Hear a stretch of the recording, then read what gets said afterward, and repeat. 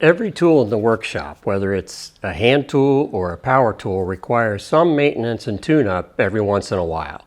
Today I want to talk about the table saw and some things you can do to keep it in top operating order for the best results.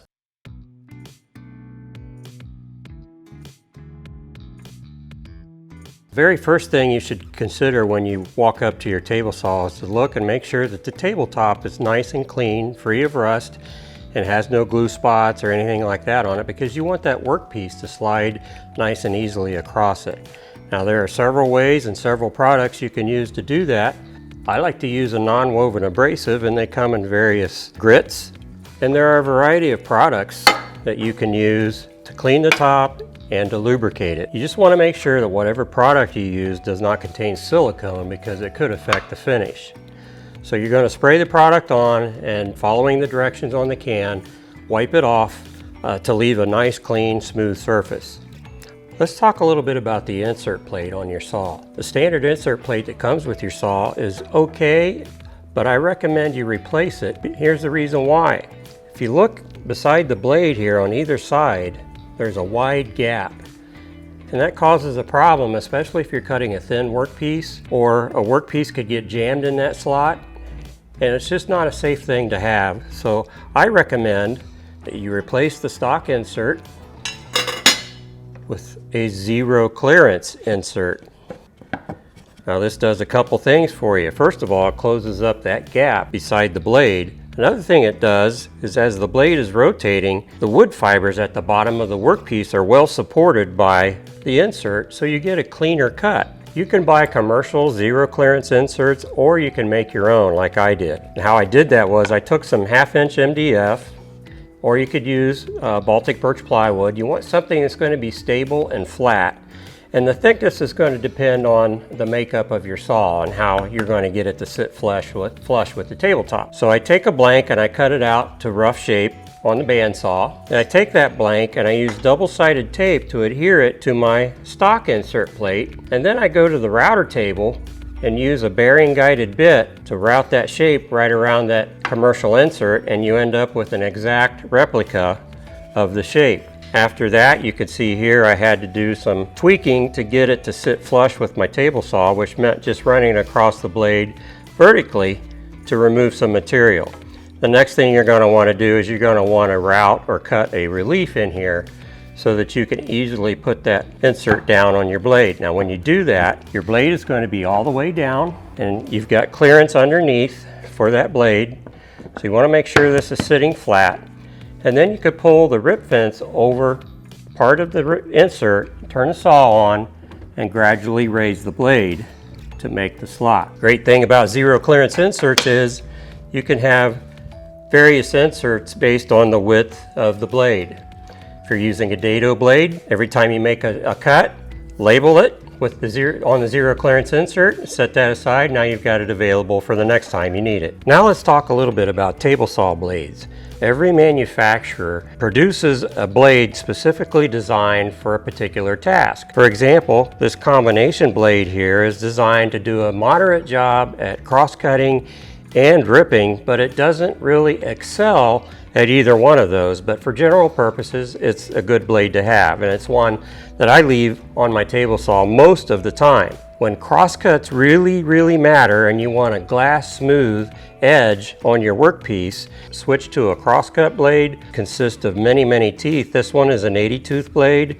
This one is a 60 tooth blade, and the number of teeth allows it to cut those fibers cleanly and leave a glass smooth edge. So when the quality of the cut matters, and if you're doing joinery, it sure will, you want to use a special crosscut blade. It's well worth the few minutes it takes to switch out the blade. Let's talk a little bit about a ripping blade. Rip blades usually consist of larger teeth, a larger gullet between the teeth, and that helps clear out the sawdust between the teeth to give you a smoother cut. These blades are designed to make a plowing cut right along the grain. So you'll never want to use a rip blade to make crosscuts if the quality of the cut matters. So generally speaking, use the correct blade for the task at hand. You can get by with a combination blade for most tasks, but when it comes to making quality cuts, switch to a crosscut blade or a rip blade depending on what you need. There are three things you're going to want to check periodically to make sure your saw is in tip-top shape and giving you the best results. The first one is to make sure that the blade is parallel to the miter slot. Here's one way to do that. Take a marker and mark one tooth on your saw blade.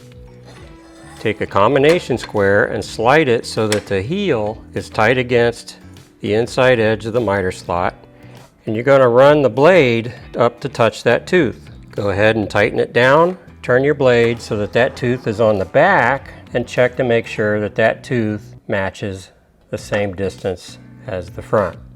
If not, you'll have to look at your manufacturer's instructions on how to adjust the trunnion on your saw to make that blade parallel to the miter slot. This device uses a sliding beam with a dial gauge on the end, and the principle is basically the same, but it gives you a much more accurate result.